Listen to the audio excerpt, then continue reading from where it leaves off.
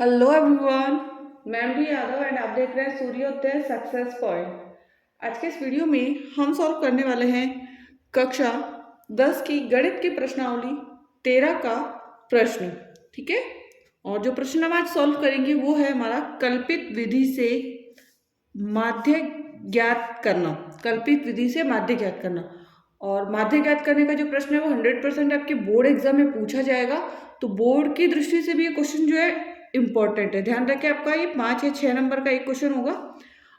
ठीक है, तो 5 और 6 नंबर का क्वेश्चन आपके अकॉर्डिंग एग्जाम में आने वाला है। तो चलिए स्टार्ट करते हैं। तो हमारे पास जो संख्या दे रखी है वहाँ विकेटों की संख्या दे रखी है, और गेंदबाजों की संख्या हमें यहाँ पे दे रखी है। हमें निकालना है माध्य, और माध्य निकालने के लिए हम सबसे पहले निकालेंगे x, एंड फिर हम निकालेंगे d, एंड फिर हम निकालेंगे एफ डी। ठीक है, तो x कैसे निकालेंगे? सबसे फर्स्ट ये आ रहा है x, तो इन दोनों के बीच की संख्या, जैसे 20 एंड 60 है, तो 20 और 60 के बीच में 30, 40, 50, तो 40 बीच में आ रहा है, तो x क्या हो जाएगा आपका 40। 60 और 100 के बीच में 70, 80, 90, तो 80 आ जाएगा। कितना आ जाएगा? 80। 100 और 150 के बीच में कितना आएगा? 110, 120, 130, 140। ठीक है ना, तो इसमें आ जाएगा 125। 125 और 150 और 250 के बीच में 200। 250 और 350 के बीच में, तो इसके बाद बीच में क्या आ जाएगा? 300। और 350 और 450 के बीच में क्या आ जाएगी? 400। तो ये हमारा x आ गया हमारे पास। ठीक है ना, ये हमारे पास आ गया x, हमने निकाल लिया 40, 80, 125, 200, 300 और 400। अब हमें क्या निकालना है? अब हमें निकालना है d। तो d कैसे निकालेंगे? x में से a माइनस करके। तो x तो हमारे पास है, बट a किसको हम मानेंगे? तो x में से किसी भी एक संख्या, बीच में से किसी भी एक संख्या को ले लीजिए। जैसे हम 125 में ले लेते हैं, क्या ले लेते हैं? 125 भी ले सकते हैं, 200 भी ले सकते हैं, 300 भी ले सकते हैं, कोई सी भी एक संख्या लेनी है आपको। तो मैंने यहाँ लिखा 125। ठीक है ना, a बराबर मैंने क्या मान लिया? 125। अब हमें निकालना है x माइनस ए। तो 125 में से 40 में से 125 माइनस कीजिए। ठीक है, 40 में से क्या माइनस करेंगे? 125। तो 40 में से हम माइनस करेंगे 125, तो हमारे पास आएगा 85। कितना आएगा? 85। लेकिन ध्यान रहे, संख्या किसकी आएगी? माइनस की।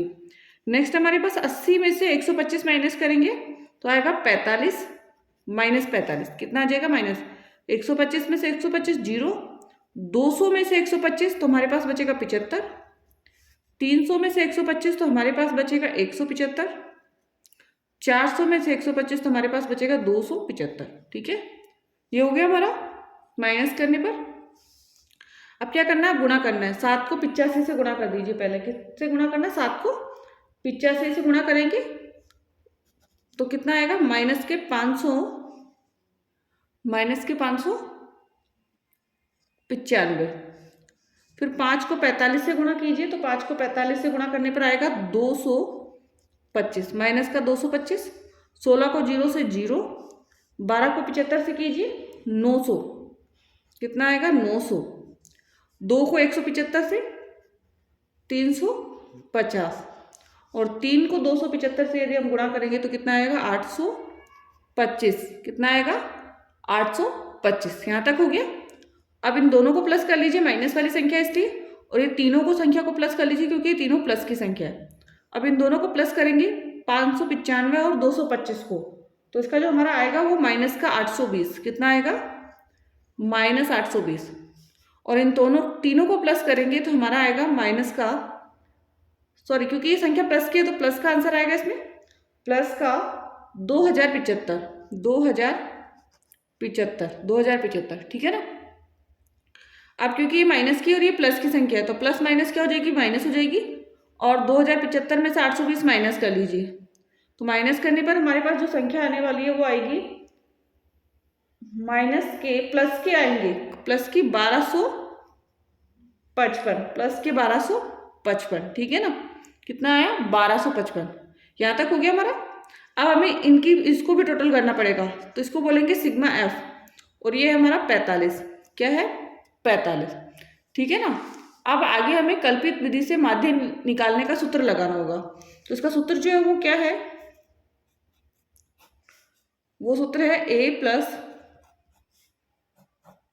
सिग्मा एफ डी बटा सिग्मा एफ, ठीक है ना।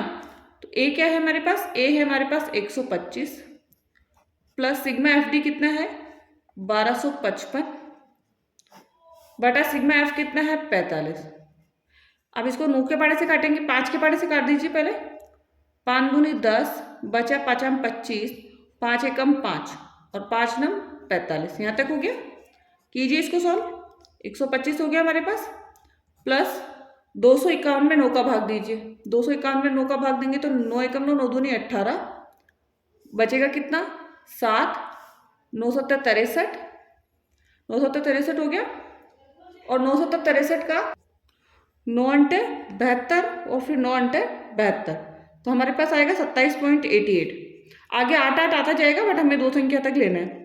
अब प्लस कर दीजिए 125 में प्लस कर दीजिए 27.88 को, तो कितना आ जाएगा हमारा 152.88। आंसर हो गया हमारा 152.88।